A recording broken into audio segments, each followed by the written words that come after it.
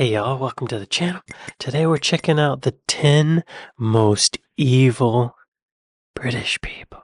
Welcome to Watch Mojo UK, and today we'll be discussing the 10 most evil British people. For this video, we'll be discussing some of the most infamous examples of pure evil to be found on the British Isles. Who could it be? You know, there's got to be at least one or two kings on here. They have a lot of power. The more power one has, the more evil they can do. Is it strange that in a lot of films, the villain is played by a British person? What's up with that? I'm not blaming you though. I'm not blaming your ancestors. I'm not blaming the British people. These are outliers of the British culture.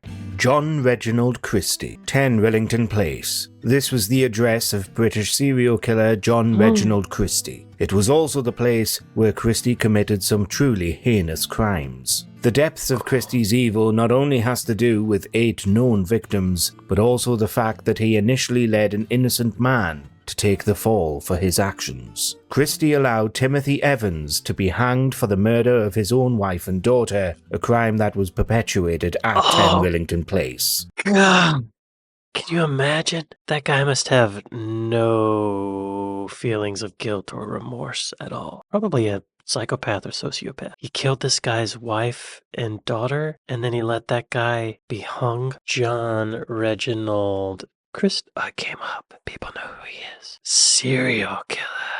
Look at this face. Nicknamed Reg by acquaintances. Hey, Reg. Hey. And a necrophiliac. He murdered his wife by strangling them. He would take these people into his flat in Notting Hill, London, and strangle them. The remains of 2 more victims were discovered in the garden. How did he die? Oh, he was hung to death. Okay. All right. I mean, I guess that's a fitting way to do it, considering he strangled all his victims. Amelia Dyer. Who can kill a child? A monster, quite frankly, and this moniker certainly applies to one Amelia Dyer. Dyer was notorious during the days of Victorian London for her adoption and elimination of unwanted infants. It's unclear at which point Dyer's initially honest care of children went sour, but at some point, neglect turned into abuse and finally murder. Dyer herself was eventually caught and hanged in 1896, but not before the crimes attributed to her began to climb up to an alarming number. Today, it's estimated that perhaps as many as 400 children lost their lives due to Amelia Dyer's wretched acts and shocking behavior. Is that her? Oh man, she's rather manly looking. Maybe that was the cause of the problems. She has self-esteem issues. Look at that hat. Amelia. No, this tie? Bow tie? Amelia. Popularly dubbed the Ogress of Reading. What's an ogress? Ogress. Is that like an ogre? A female ogre. Oh, that's funny. That's a good name. I like that. Way to go. Trained as a nurse, she turned to baby farming. She was widowed in 1869. She adopted unwanted infants in exchange for money. That's the problem. She didn't want the children. She wanted the money. And once the money ran out, the children were no good to her anymore, so she would kill them, I guess. She strangled some of them. Mentally unstable, she was committed to several mental asylums throughout her life, despite suspicions of feigning, and survived at least one serious suicide attempt. What is feign? What do you mean by that? Oh, lying. Dyer's downfall came when the bagged corpse of an infant was discovered in the River Thames, with evidence leading back to her. She was arrested. 400 babies. Oh, they sent a decoy to sell her a baby, but it was the cops. The ogress. It took the jury only 4.5 minutes to find her guilty. In her 3 weeks in the condemned cell, she filled 5 exercise books with her last true and only confession. Asked on the scaffold if she had anything to say, she said, "I have nothing to say." One last riddle, one last joke from the ogress, because if she has nothing to say, she would just say nothing. She just said, "I have nothing to say." But that's saying something. So joke's on you, Amelia Dyer. Go f yourself. What a mug. Oh, the ogress. That looks like Harry Houdini to me. Peter Sutcliffe. Peter Sutcliffe was dubbed the Yorkshire Ripper. a prolific British serial killer who terrorized areas of both Manchester and West Yorkshire during the mid to late 1970s. Sutcliffe targeted women and young girls, including, but not limited to, those working in the sex trade. A diagnosis of paranoid schizophrenia alleged that Sutcliffe heard voices that led him to commit his crimes.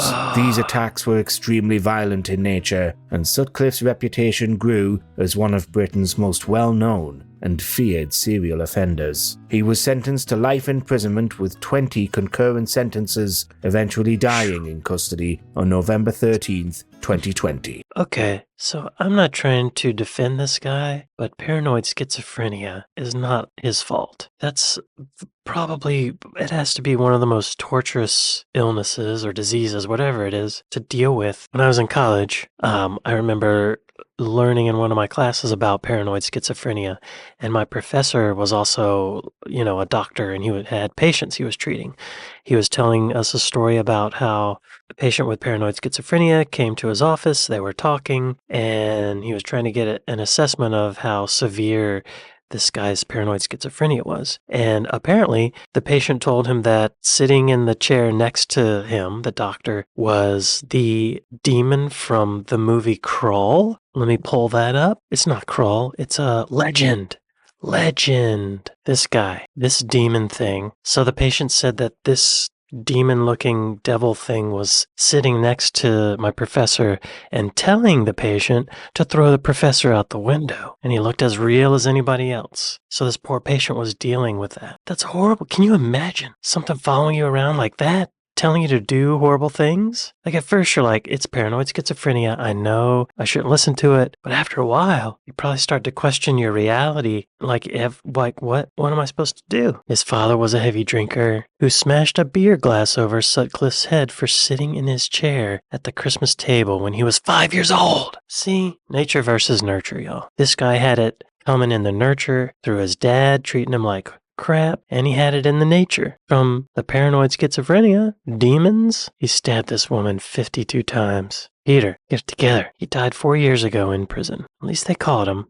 I'm glad that they didn't execute him. Totally his fault, but also not his fault. You see what I'm saying? I guess I would say that he was evil, but he was evil because of this world around him. Biological reasons. It's hard to get into that mind, like the justification for doing these things. But he probably had a demon telling him to do this stuff. That's so horrible. I don't want to think about this anymore. Let's move on. Oliver Cromwell. They say that history is written by the victors, but that doesn't change the fact that Britain's former Lord Protector, Oliver Cromwell, is an extremely divisive historical figure. It's Cromwell's desire to acquire and retain power that remains one of this statesman's most defining characteristics. It also means many different things to many different people, with those who signal out Cromwell's wartime brutality as just one of the reasons to claim that this man was pure evil. The Irish campaign of 1649 was particularly bloody, with the sieges of Drogheda and Wexford attributing massacres and war crimes to Cromwell's troops. Hero to some, tyrant to others, Oliver Cromwell's legacy remains controversial to this day. Yeah, I've always heard Oliver Cromwell was a horrible person, but apparently some people love Oliver Cromwell. Some people look at Oliver Cromwell.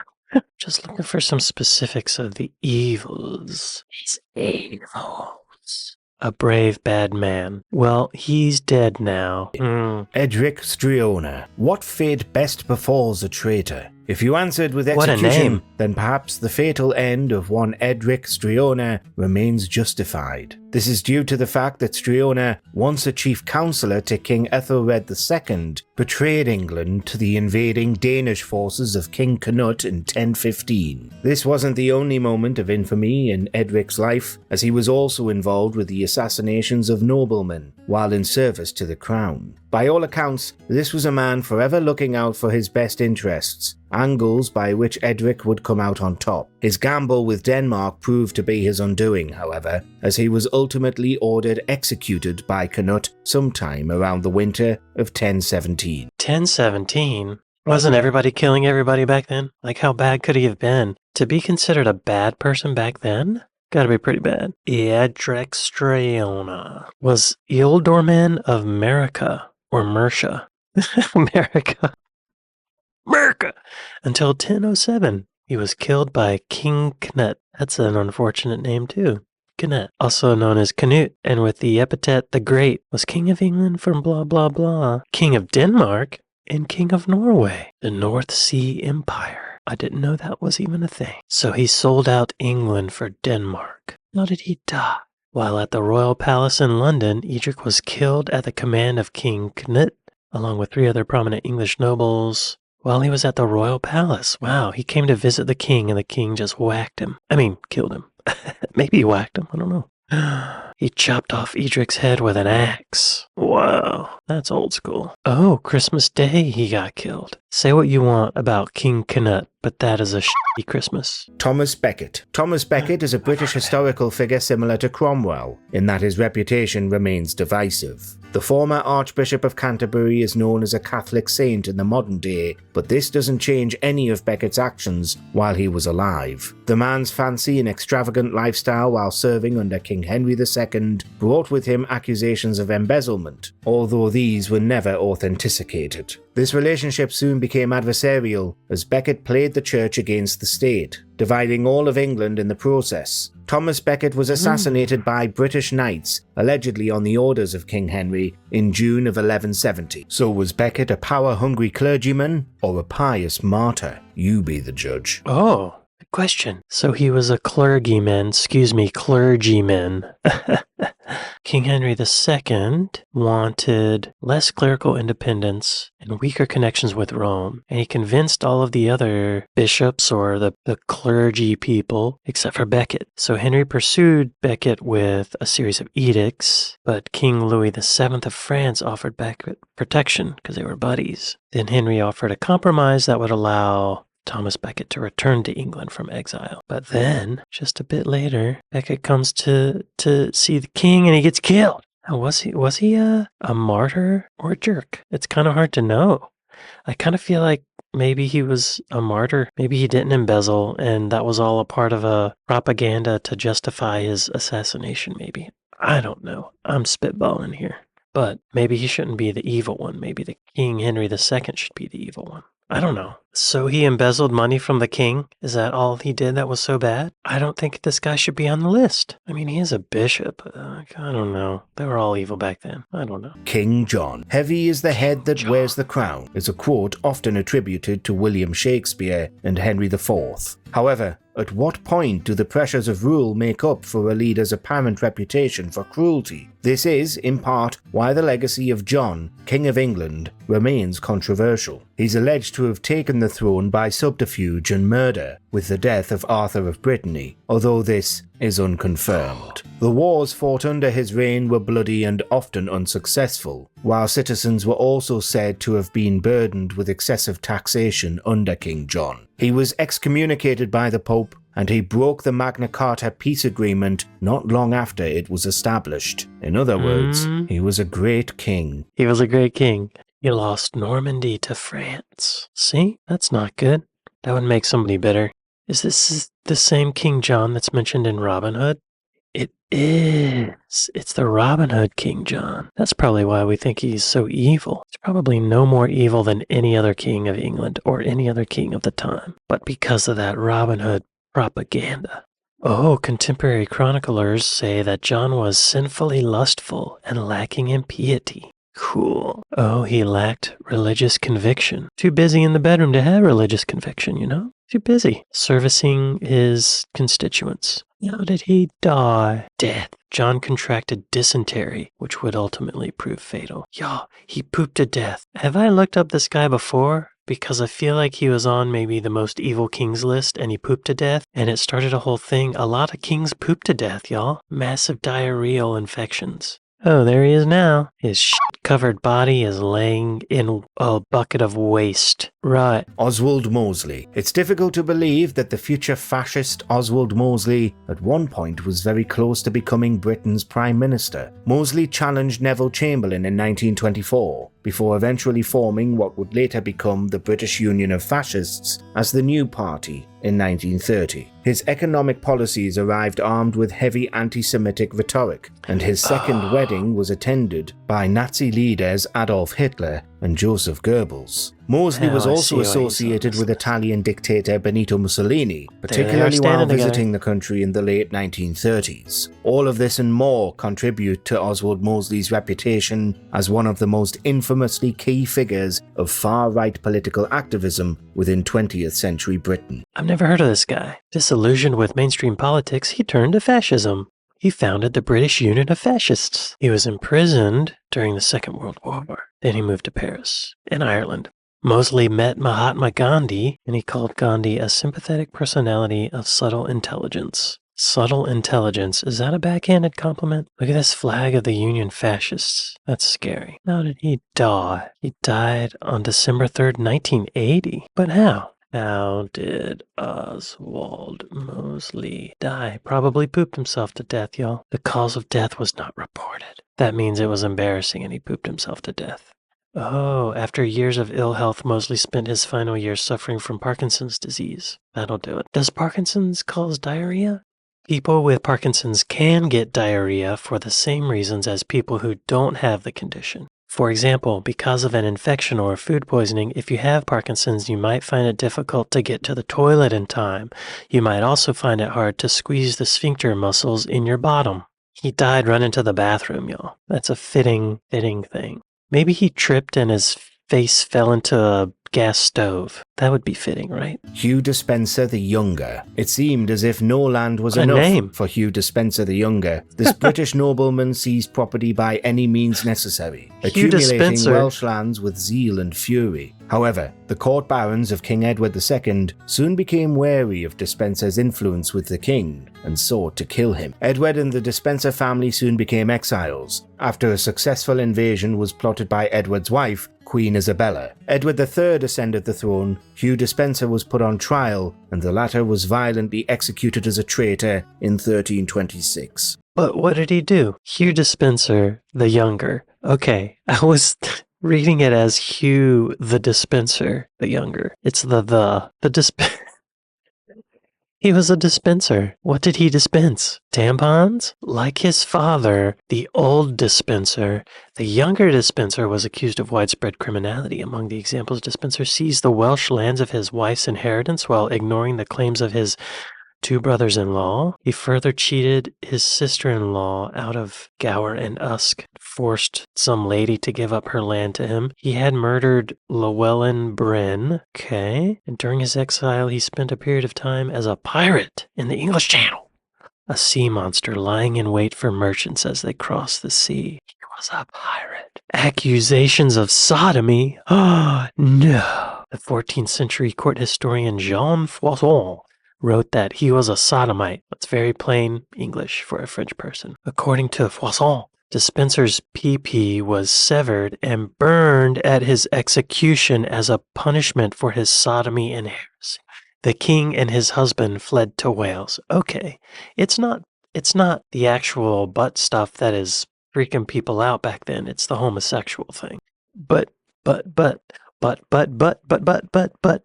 So Hugh Despenser dispensed butt. Be executed as a traitor in 1326. No, not as a traitor, as a butt man. Jack the Ripper. Although the identity of the man behind the Whitechapel murders remains a mystery, Jack the Ripper's reputation as Britain's most evil man remains secure. He belongs the on calling cards this. of Jack's Victorian-era crimes were many, with some investigators and historians claiming that the Ripper must have possessed some form of surgical knowledge. Meanwhile, the taunting letters sent to the police paint a picture of a deranged yet callously coordinated killer, one who was perversely proud of his work. The brutality of the crimes and the evidence found at the Ripper's crime scenes continue to fascinate true crime scholars to this day, while Jack's eternal evil continues to haunt our British history. He got away with it. There's no way they're going to find him now. I think people are still trying. Jack the Dispenser. Jack the Ripper is such a storied tale that you forget he was real. I have seen videos where they think it's this doctor guy. Oh, here's a new theory proposed by a former police volunteer. Hyams. While Hyams' profession likely meant he was proficient with a knife, the weapon used in Jack the Ripper killings, Horton's theory relies more on the maladies that afflicted Hyams, both mental and physical, which align with what we know about Jack the Ripper. For the first time in history, Jack the Ripper can be identified as Hyams using distinctive physical characteristics. Morton found that he had an irregular gait and an inability to straighten his knees with asymmetric foot dragging. That's a creepy image. This guy limping down an alleyway towards me and my beautiful, innocent prostitute body. Hyams had a documented history of mental illness and violent outbursts. Hyams repeatedly assaulted his wife, fearing she was cheating on him, and was eventually arrested after attacking her and his mother with a chopper. Records of Hyams from across a number of infirmaries and asylums indicate that his mental and physical decline coincided with the Ripper's killing period. We don't know. Hyams. First of all, the name would make anyone kill people. Oh God. There he is. Is that the face of Jack the Ripper? He has friendly eyes. I would trust him. I like his corduroy jacket and his vest. His beard looks trimmed. Yeah, he looks trustworthy. I'll go down a dark alley with you, sir. What you got planned for the evening for us? What are we doing? His address was 217 Jubilee Street. Show me on a map. Is this near Whitechapel? Is this near the murders? Okay, he's right there. Oh yeah, Whitechapel. This is where he lived, at a convenience store. He lived at a convenience store in Whitechapel named Hyams. Anyway, okay, this video is getting too long. These were some evil people. Some of them are maybe not evil. They just, evil stories have been told about them, and it's all propaganda. The 10 most evil British people. I bet there are some more evil ones that did not make on this list, and we don't even know who they are. And you're watching this right now. Cheers to you. Don't hurt me. Don't stalk me. Buy me a coffee. And thanks for watching this video with me. And I'll see y'all next time. Later.